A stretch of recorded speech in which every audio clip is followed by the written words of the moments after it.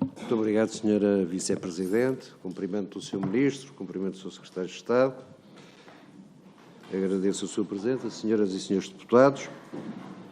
Eu começaria por dizer que o objetivo desta audição não é, naturalmente, a de criar dificuldades à governação. Pelo contrário, o objetivo desta audição é exatamente o de tentarmos encontrar soluções, de perceber quais são as soluções que estão a ser encontradas por parte do Governo para dar resposta a um conjunto de reclamações, de queixas, de insistências por parte das nossas comunidades e por parte também dos trabalhadores da nossa rede consular, porque da parte deles também nos chegam um conjunto de solicitações a que nós naturalmente temos que dar voz neste Parlamento. Compreenda, portanto, que a intervenção vai neste sentido.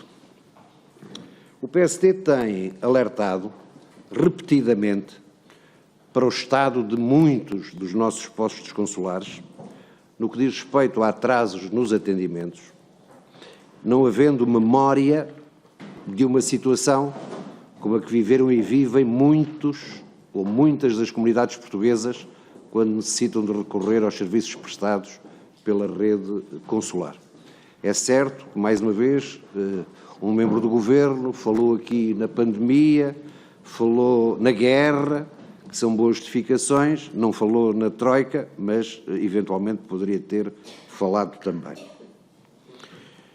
Longas filas de espera de várias horas, que não são episódicas, acumulação de agendamentos, meses de antecedência para agendamentos, falta de pessoal, cansaço, desânimo, frustração dos funcionários consulares. Situações, portanto, e para não variar, de degradação dos serviços públicos e que em nada dignificam a imagem do país.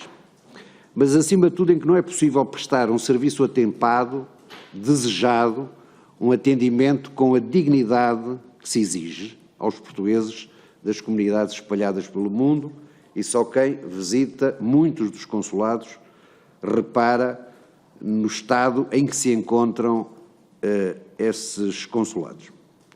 Se há diariamente insatisfação nas comunidades, que constatamos e que nos é reportada, é a do mau serviço que o Estado português presta, como a desestruturação, quando não o desmantelamento e a degradação da rede diplomática e consular, o que conduz à ineficiência e aos consequentes e justos protestos ou reclamações.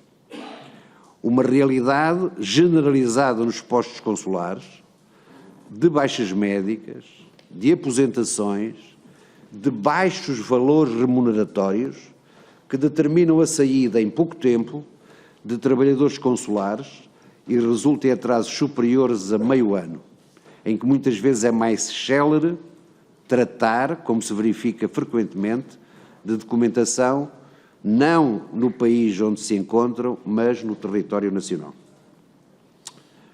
Durante o mês de julho passado recebemos de vários postos consulares portugueses, entre os quais, a título de exemplo, Joanesburgo, Washington, Boston, Nova York, Newark, Haia, Sevilha, Salvador da Bahia, Luanda e Argel, um abaixo-assinado que expunha exatamente o que o grupo parlamentar do PSD tem vindo a alertar e a denunciar, e que exigem a ação pronta e eficaz do Governo.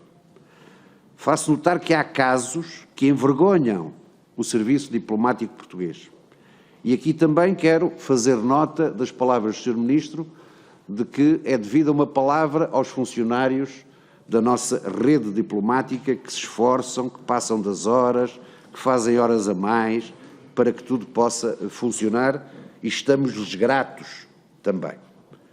Quando é o próprio Estado, dizia eu, que pede aos seus diplomatas que acarretem com as despesas de deslocação quando são colocados noutro posto.